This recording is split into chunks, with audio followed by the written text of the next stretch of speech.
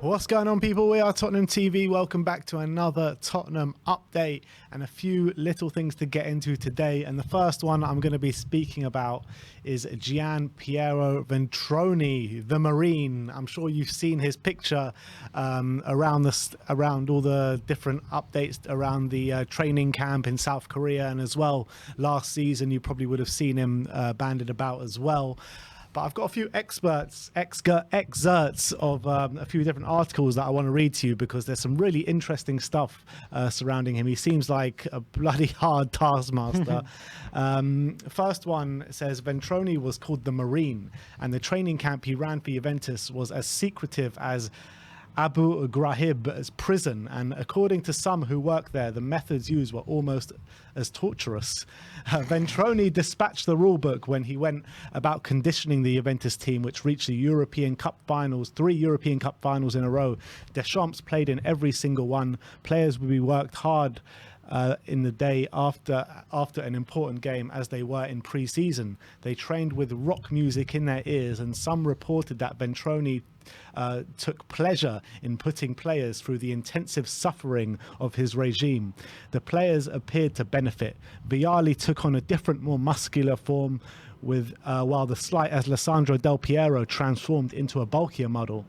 Another publication said that training for Juventus was more like training to go to war. Ventrone was the fitness coach. We called him the Marine. He was the son of a real Marine, and he made us exercise to the Marine chants. Thanks to him, we were physically prepared for anything. We hated him when we trained, but we loved him when we played, because we felt the difference. He was a real character.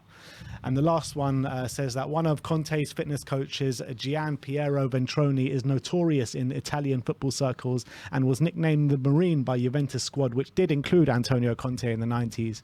Ventrone's approach was summed up by 3 ominous mottos: work today to run tomorrow, die but finish, victory belongs to the strong. And among his techniques was the bell of shame, a bell that players had to ring where they could no longer keep going. Ventrone described the bell as a stimulus to overcome one's limits, and he also believed in playing music during drills, including Wagner's iconic Ride of the Valkyries, which the exercises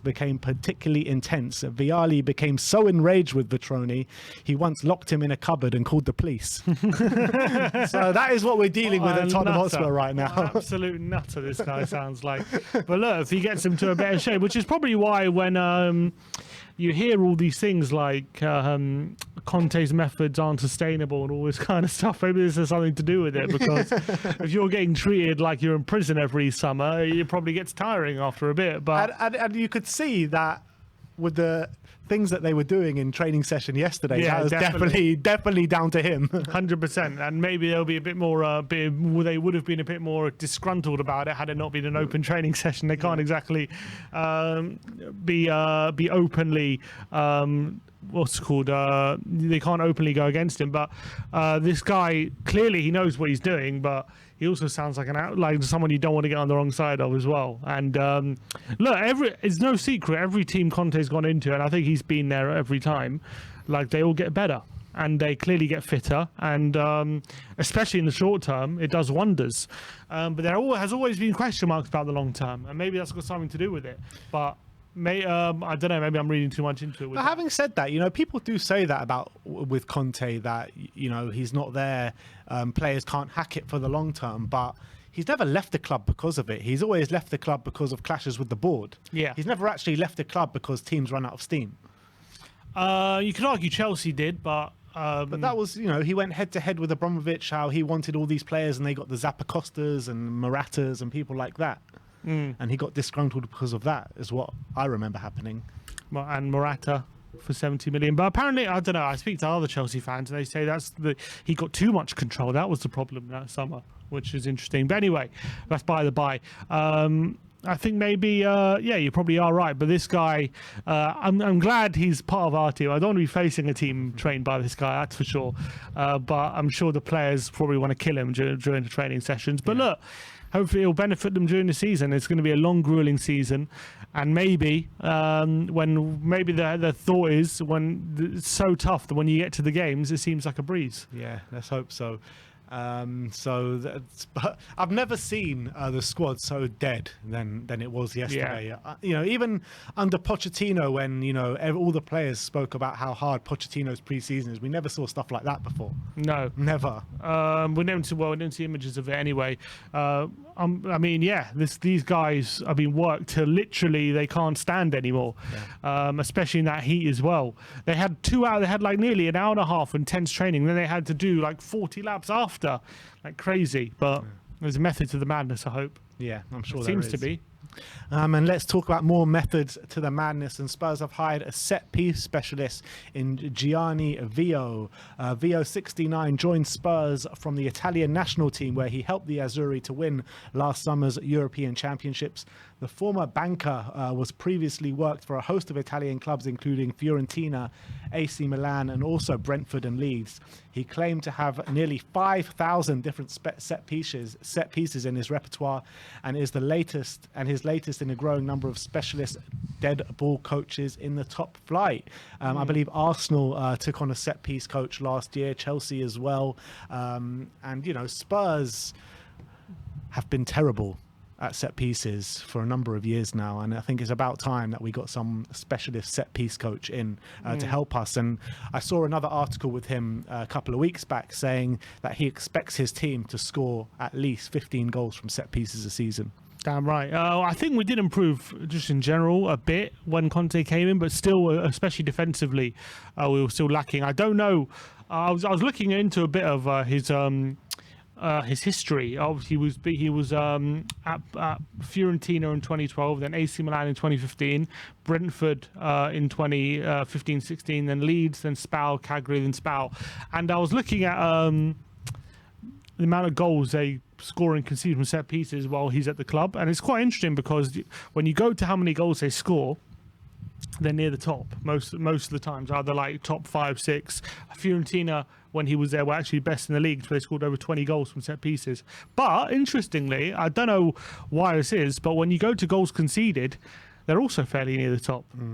So maybe he's more of an attacking set-piece coach than he is a defensive one.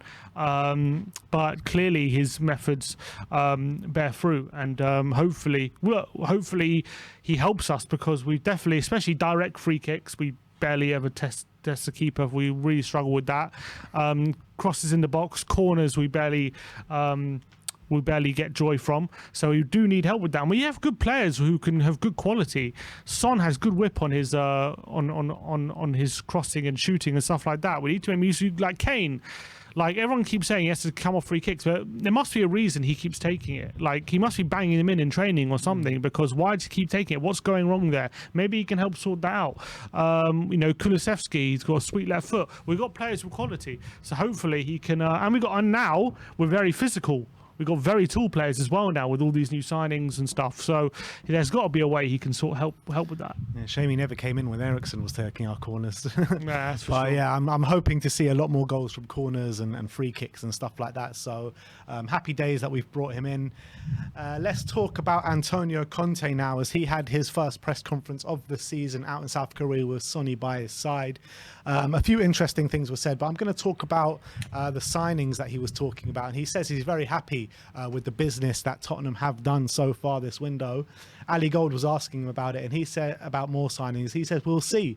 We're always looking to strengthen the squad, and if there is an opportunity, we'll take it. We want to improve numerically the squad, because to play 4 competitions is difficult, and you need a really good squad. So it looks as though he's hoping for more signings by the end of the window. Yeah, it makes sense. Obviously, we definitely want a wing back. We know that for sure. And then when it comes to more, I think it's about, I think the numbers we have is just about getting the quality. So in terms of centre-backs, we have numbers. We have Rodon, we have Tanganga, we have Sanchez, we have now Lenglet, we have Dyer, we have Romero. So numbers are there, but the quality is probably, you would say, you need more strength in depth. That's why we probably want another centre-back. Wing-back, we need more quality wing-backs. And I would say an attacking midfielder / forward. That's what, and we need another one of those. I think that the perfect kind of role would be an attacking midfielder who could, a bit like, you know, who perfect for this role, someone like a Mason Mount or Phil Foden. Obviously, we're not going to get those, but what I mean by that is someone who can play attacking midfield and on the wing as well, kind of forward and attacking midfielder. We need another one of those, and I think he said that as well. We're number 10, so. That's what we should be looking at right now, and I'm not surprised he's, you know, as much as we've had a great summer, let's not rest on our laurels. There's still a bit more work to do. Yeah, completely agree. I mean, there has been rumours about Lucas Paqueta of Lyon, and the Lyon chairman, Olas. I mean, he's an absolute nutcase in the best of times, but he's come out and said that he has had approaches for Paqueta. He didn't name any clubs, but they will decide what to do with him very soon. Would you like to see him through the door? I'd love to. I think it'd be a brilliant addition. Obviously, we have to be wary of getting players from Lyon who are highly rated for big money. But I think he's clearly shown a lot of quality. And Bruno's doing really well, isn't he, at Newcastle? There's definitely a lot of talent in the French league, which maybe goes under the radar. And Paqueta, for the price, you know, he plays a lot of games for Brazil as well. I can play centre mid, can play cam, so I think he'd be a fantastic signing. All right, let's move on. Let's talk about Sergio Reguilon now, as Michael Bridge says that Sevilla are hopeful of securing a deal with Tottenham for Sergio Reguilon. Samuel Silva saying that Sevilla is working on the transfer of Reguilon with Tottenham. And Calcio Mercato say that Juventus have now turned their attentions to signing Sergio Reguilon. So it does seem things are moving with the Reguilon deal, and I do suspect the Sevilla deal will get probably done at some point. Yeah, there's also rumours now about Juventus, right? That's what I just said. Yeah, so we'll have to wait and see about what if they're actually accurate, because you would think that Sevilla are the ones that take priority. I mean, Juve, who do they have now? Is it Alexandro still?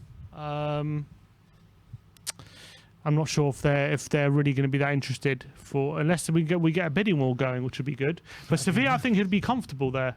You know what I mean? Before, had a good season, that's what he made his name, really, Sevilla.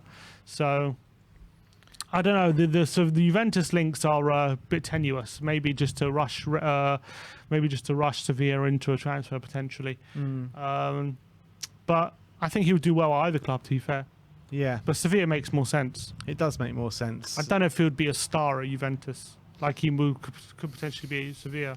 You never know. I mean, Conte made Moses and Ashley Young stars in Serie A, so I can see Reguilon doing really well there for Juventus, but we'll have to wait and see. I think either one he would thrive in. I think he'll do really well at either club, so we just need to get the deal done. It would be Allegri at Juventus. It would be Allegri at Juventus, yeah.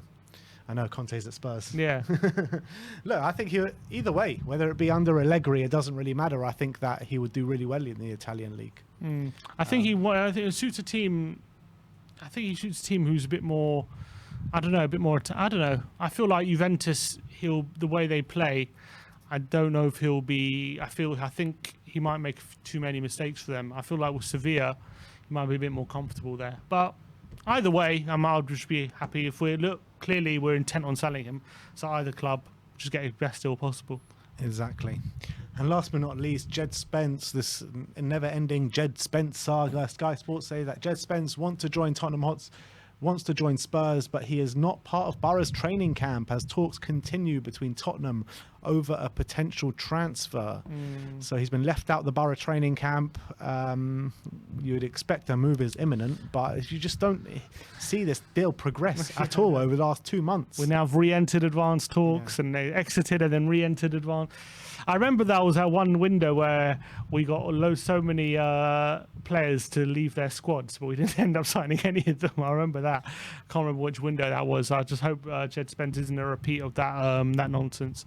But look, clearly there's something happening that he's been left out, so he must be close to leaving. Although you could argue whether he's close to leaving or not, he would have been left out because he was never staying at Borough anyway. Because whether he's coming to Tottenham or not, he was going to go to Forest or he was going to go to someone else. So maybe you could read too much into him just being left at Spurs, left out of the Borough squad. But let's just get this one done. Seriously, it's taking so long. It's just frustrating at this point. I'm sick of talking about it. It's been frustrating for so long as well. It's not like it's just becoming frustrating. Yeah, It's been frustrating for ages. But that is your Tottenham update for today. Let me know in the comment section below if you have any thoughts regarding any of the news stories we brought to you today. Like, subscribe and comment. And as always, come on you Spurs.